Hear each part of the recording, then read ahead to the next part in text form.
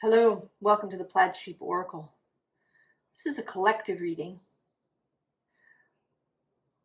It may have been inspired, triggered, brought to you by Pluto in retrograde. He stationed retrograde yesterday on May 4th.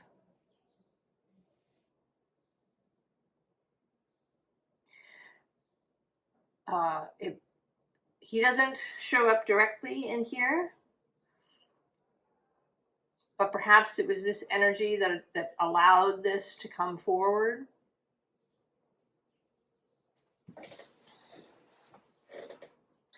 I was thinking this morning, I had kind of a long train of thought about kind of how we got here, where we are now. And I mean, to me, it's interesting, but it doesn't matter. I'm not going to talk about that. The path that we took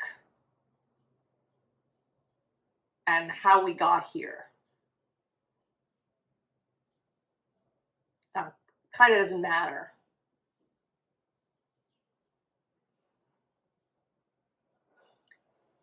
The card that comes out is this choices card.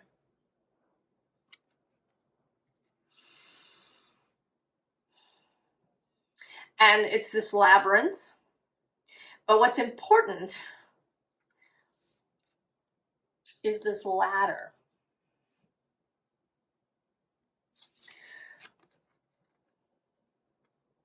The idea that we don't have to go through the labyrinth.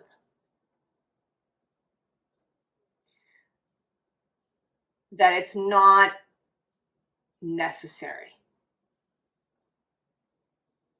It may be that you really enjoy going through the labyrinth in some way.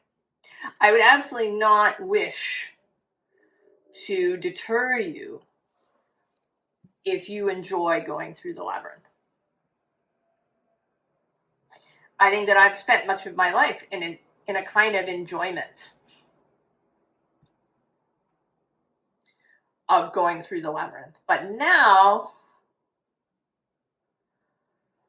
I feel done with that. And maybe in my case, I'm experiencing Pluto as squaring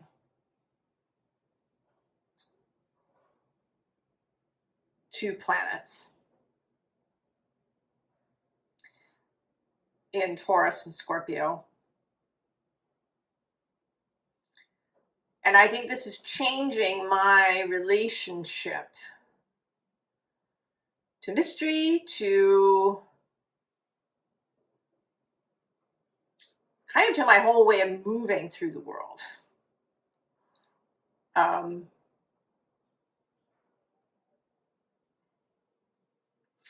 then I found the ladder. And it's this moment of, I don't have to go through the maze in the usual way. And I'm here to share this, and whoever wants to pick it up and take it can. The visible underlying here is the anchor. And when this deck chose itself, the ship was on the face-up.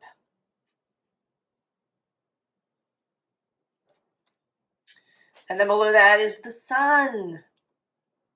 Clarity. And actually, I'm sort of minded now to find out where the ship is in here. After shuffling,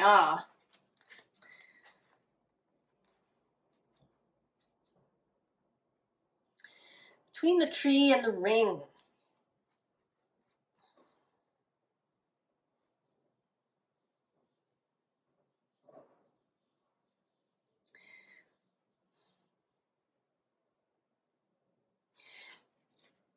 We are headed towards, or we can be if we choose to,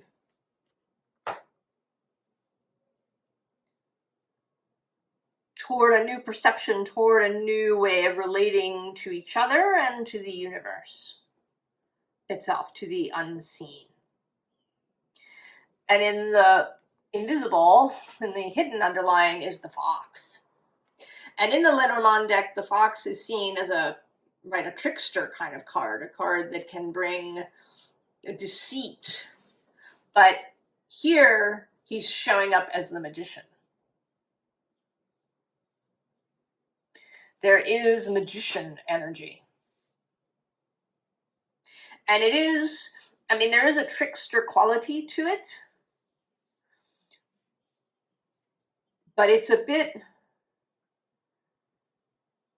you know, you see a fox and you think it's a trickster, but you follow it and it actually leads you out of the forest. And maybe through trickery, through, you know, initially through getting you to stumble onto things. But now you can see that there is a way out of the forest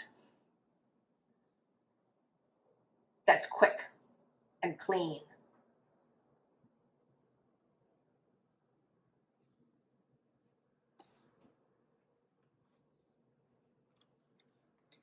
So we have the Knight of Pentacles.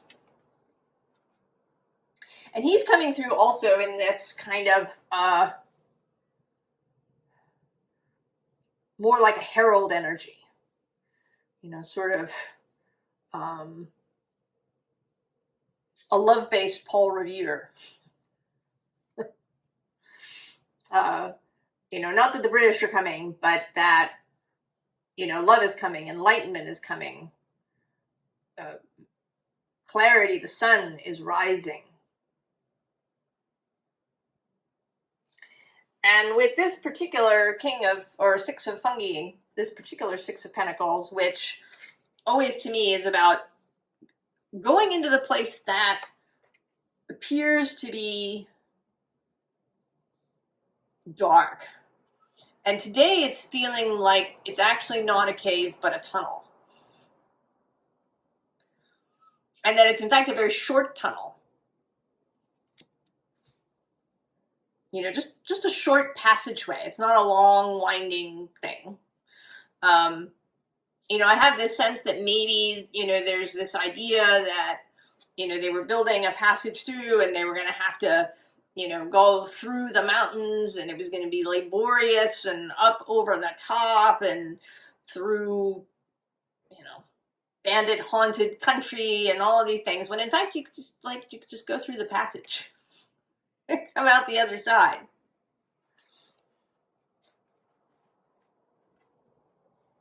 Below that is the King of Tentacles, King of Cups, who is feeling a little bit like, you know, he sent the Knight of Tentacles to alert you,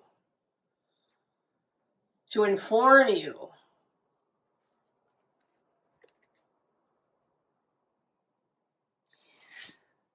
The bottom here is the Nine of Combustion. And I think this is us. You, if you're here with me,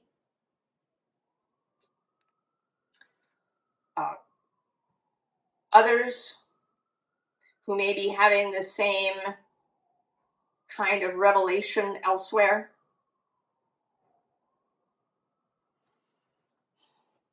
That there is something about the work that we have done, the turning towards joy, the turning towards a lighter way of seeing things.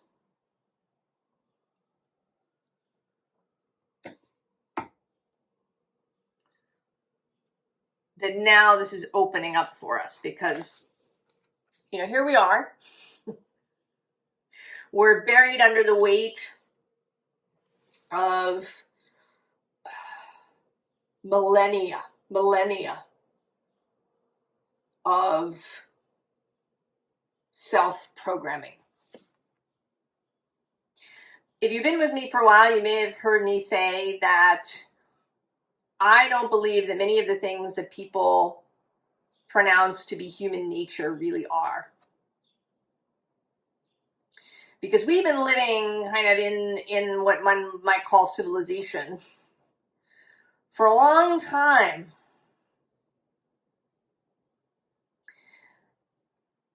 I think that many of the things that we think of as human nature are ways in which we have programmed ourselves over millennia.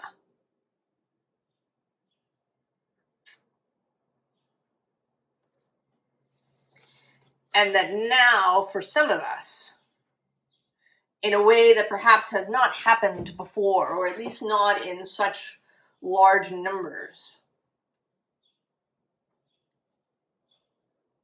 there is an opening to see that and then to let that programming go. Right? The eight of combustion, all of this stuff, all of this energy, you know, and there is this crowd here. And also this crowd here in this come to Jesus moment.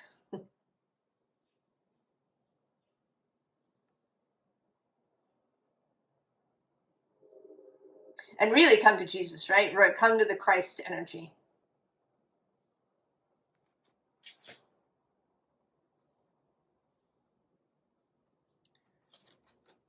So then we have the Eight of Pentacles. And this, I think, is us. And this particular Eight of Pentacles always says magician to me. That this figure is a magician. He's a sorcerer. He is, you know, he walks between worlds. He walks in the night. He can walk through all of these spaces. But he is not held by, right, these tentacles. He is free from them. He can, you know, he can walk past them and through them. He knows they're there. But he is not touched by them. They have no hold on him. So this, all of these belief systems, these weights that I think we've been carrying, again, for many millennia, can be just released, you know, like taking off a coat that you don't need to wear anymore.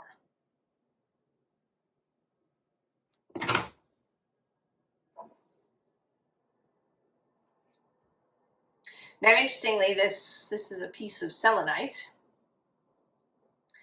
This selenite wand. And selenite's sort of primary energy is one of clearing. And doing so, you know, in a really clean, linear way. Right? Selenite has this, right, these really straight lines.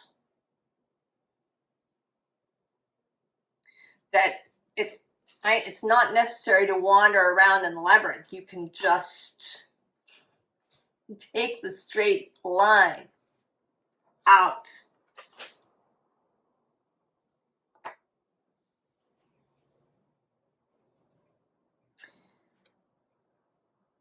So this row is kind of where, you know, where we all are and have been.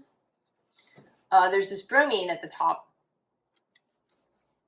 And bromine is used to make sedatives, like potassium bromide is a sedative. A bromide is also a kind of hackneyed phrase, a cliche.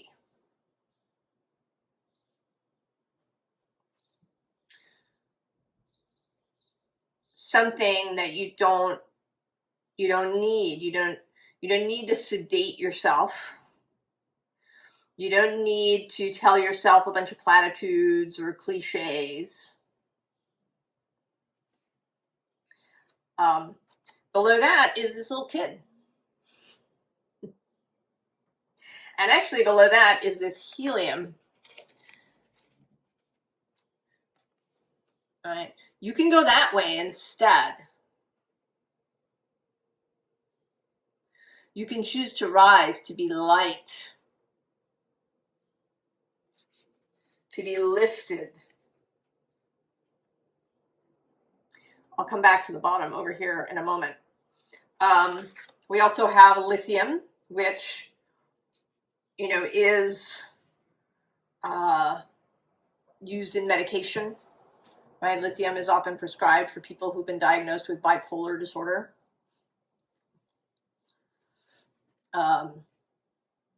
You know, and there's a kind of protective sense to this card, right? A holding. Then there's nickel, with this defensive posture, and both nickel and cadmium, you know, are used in technology. So it's interesting that all of these, you know, this deck has all the elements, many of which, you know, only exist in a laboratory for a few seconds. They're kind of created. Others are very rare. But we have here, you know, several that we use. In some cases to try and fix these problems of pain that we have. Through sedation or distraction, through technology. Then the bottom is oxygen. It's one of my favorite cards.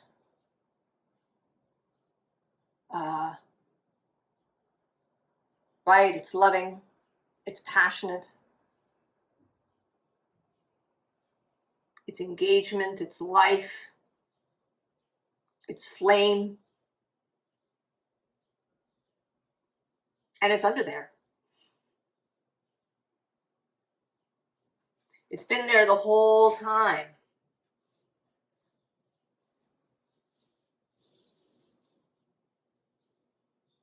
Kind of the flame of truth.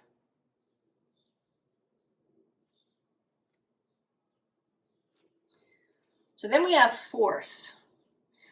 And at the underside of the deck is this King of Pentacles. And how this feels to me is the spectacle, the Colosseum.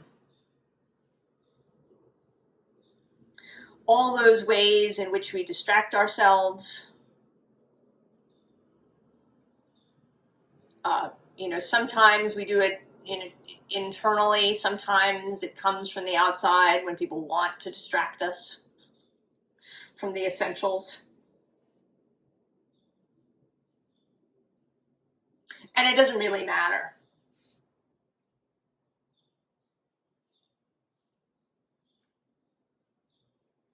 Because even if it's coming from the outside, you know, it's your inside that responds.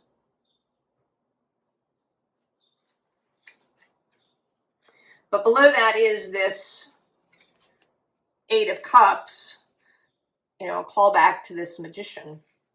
And then below that is the world. The world as it could really be.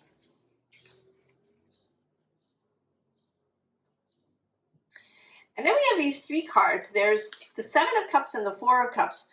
And they're both coming through kind of as, you know, a whole variety of choices.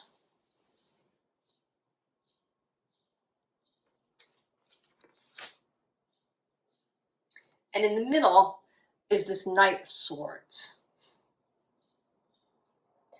And as I'm seeing it, he's not interested in any of it. I think he, his sword of truth is telling him that a lot of this is not what he wants.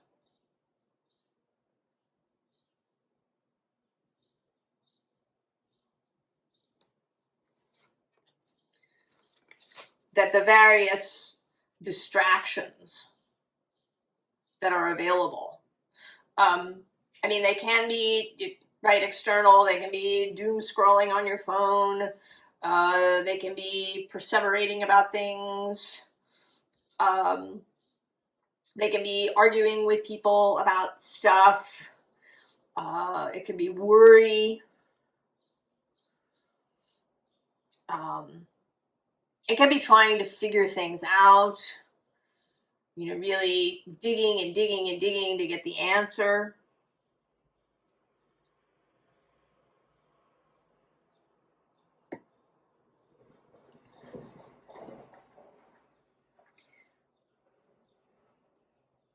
It could be trying to fit in. It can be deliberately resisting. And he's not interested in any of it.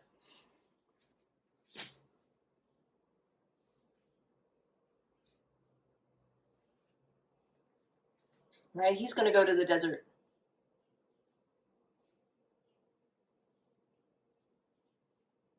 Into the silence. What do you know is true about your own nature?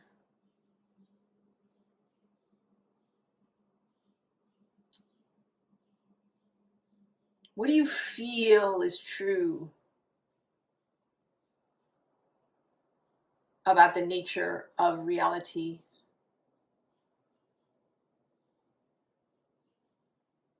Is it filled with monsters? Is it all about struggle?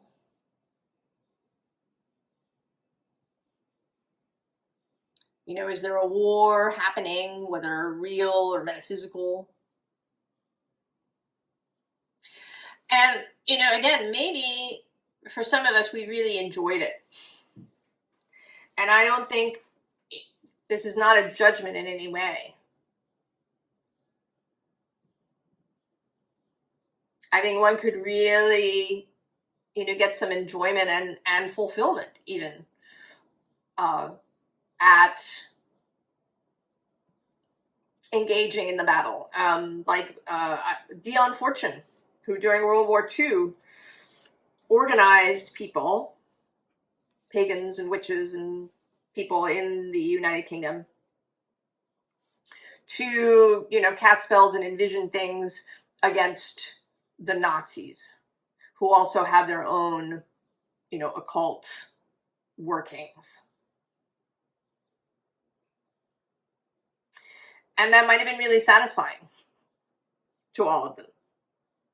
So it may be that that some of us, showed up here to do that, to have that experience. But I think if you're here and you're still with me, that you want to experience something else now. And under the desert is the multiverse. And below that, and these two cards have really been sticking together, the multiverse and the mystic key. And then the bottom of the deck has the enchanted forest. Oh, the desert says authentic self, transcendence, courage, genesis. And the enchanted forest is nervous system support, deep breath, grounding.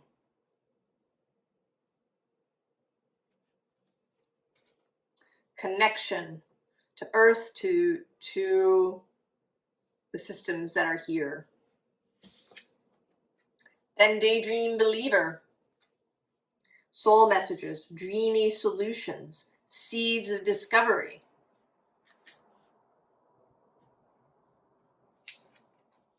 Earth walk. reorientation, collective wisdom, natural healing.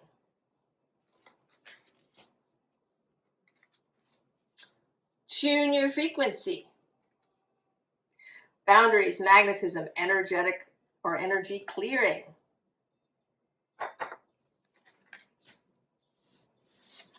And gentle drift. There is no need to rush. Go with the flow. Trust.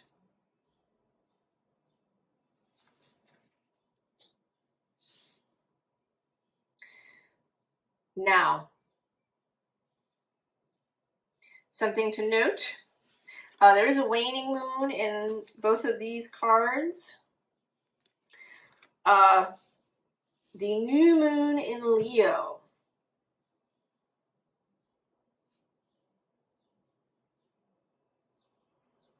Which happens in early July.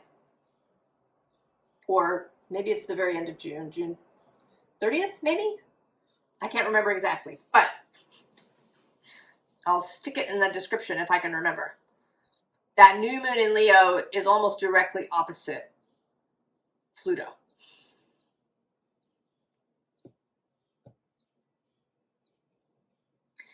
And later as we, I guess it's not early July, early August. Early July is the Cancer new moon. So early August. And in that first week of August, there's a whole thing going on with the moon and Pluto. And then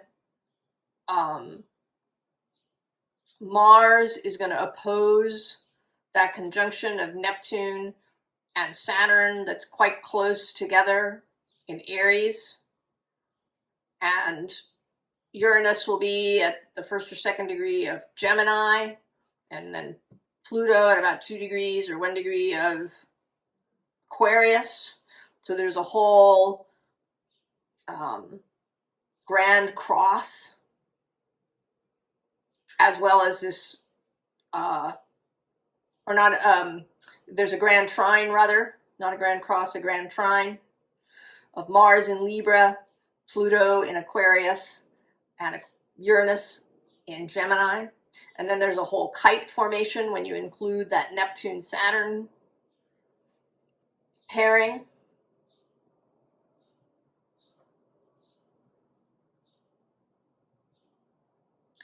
There is a lot of real possibility for change in the air domain. In our minds. And there's a lot of air happening in the advice. There's this, I have this Knight of Swords here, and then he reappears here in the advice with the King of Swords right underneath. And actually below that, the Ten of Swords and the corpse. And the Queen of Swords at the bottom of the deck. So the whole sword court really is here.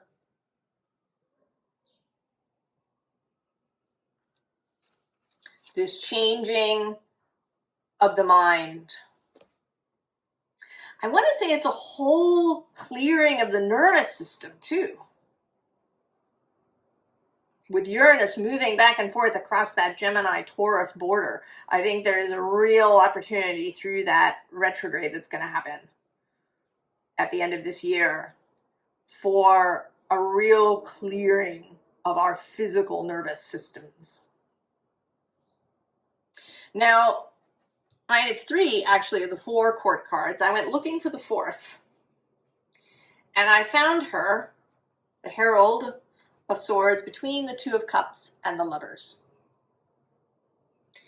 And, she's sort of taking one look back at this 2 of Cups before she moves towards the Lovers. And the 2 of Cups as, this figure is alone here. So a kind of, a loneliness, a sense of having to go it alone,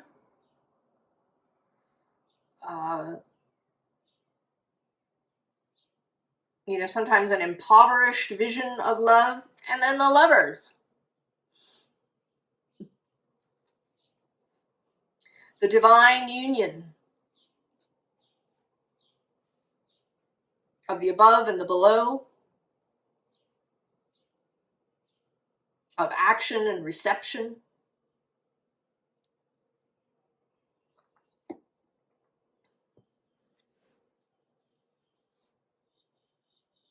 of mind and heart.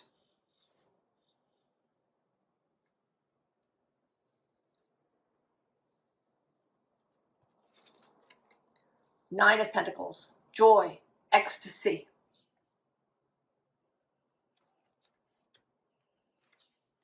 Also the mastery of the material realm through energetic means. Seven of Swords. This I kind of see as this magician figure, the willingness to see through. Because there may be some, sacred cows that you have to let go of. There may be stuff that you've really thought of as a truth that you need to release. Ideas about yourself, about humanity as a whole, about what is possible, about how to proceed.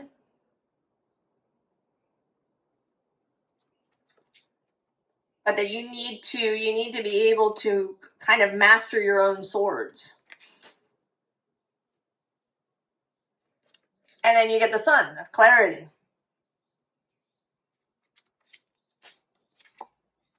And the Six of Wands.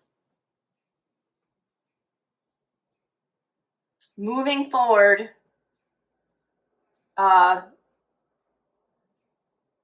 with confidence. And I'm also, it's kind of far away. We won't get there till 2027. But Jupiter is going to enter Leo. This Six of Wands is Jupiter in Leo. And he will come to oppose Pluto from Leo. And I think that's going to be a really important moment. There was a cycle that begun in 2020 when Jupiter met Pluto in Capricorn. And now they will oppose one another from Leo and Aquarius. And I think there's real possibility there. So this is kind of a far away thing, but just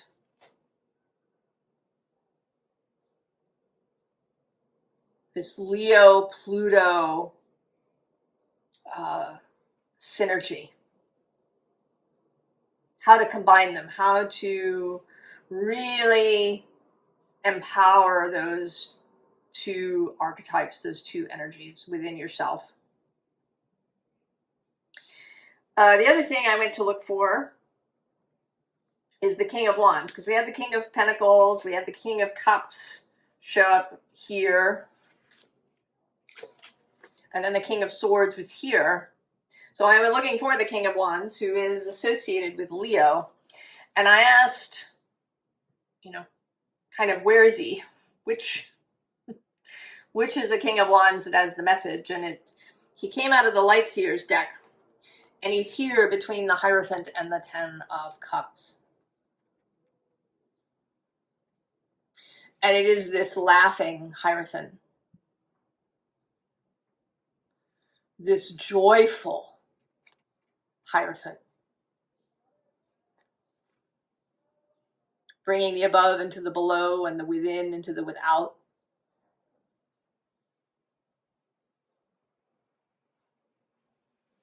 With laughter, with fun, with play, with joy, with exuberance, with this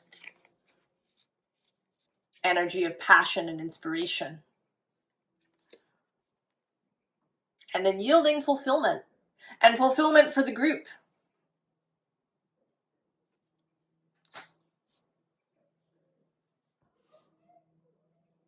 I hope that it resonated. I hope that it makes sense. I hope that you're excited about it. I hope you're moving in the direction of becoming this magician. And I don't think, you know, I don't think any of this is going to be instantly, like the world will suddenly change.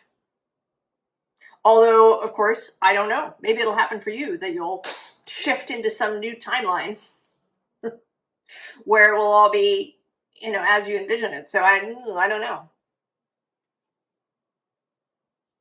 But it may be an unfolding that occurs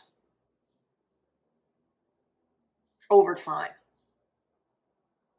which may, you know, in the end be more satisfying.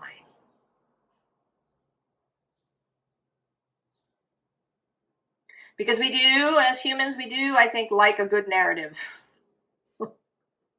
I think that is human nature, to enjoy a good narrative, to enjoy a good story.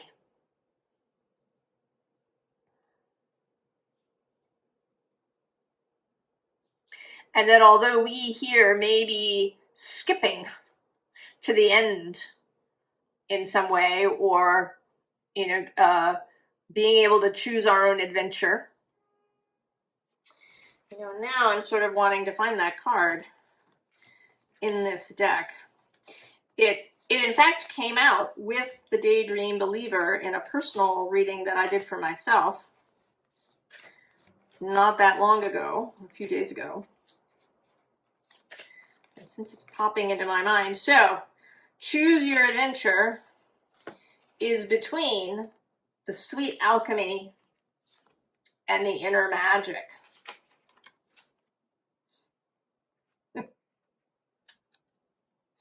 So, right, the transformation, the releasing of that programming that may be so many millennia old.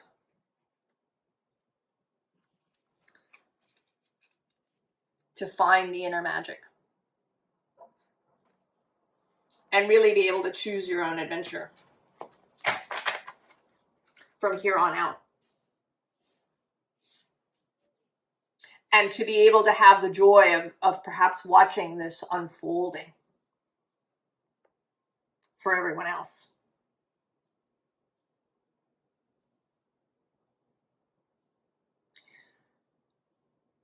I hope you are well. I hope you're feeling better and better.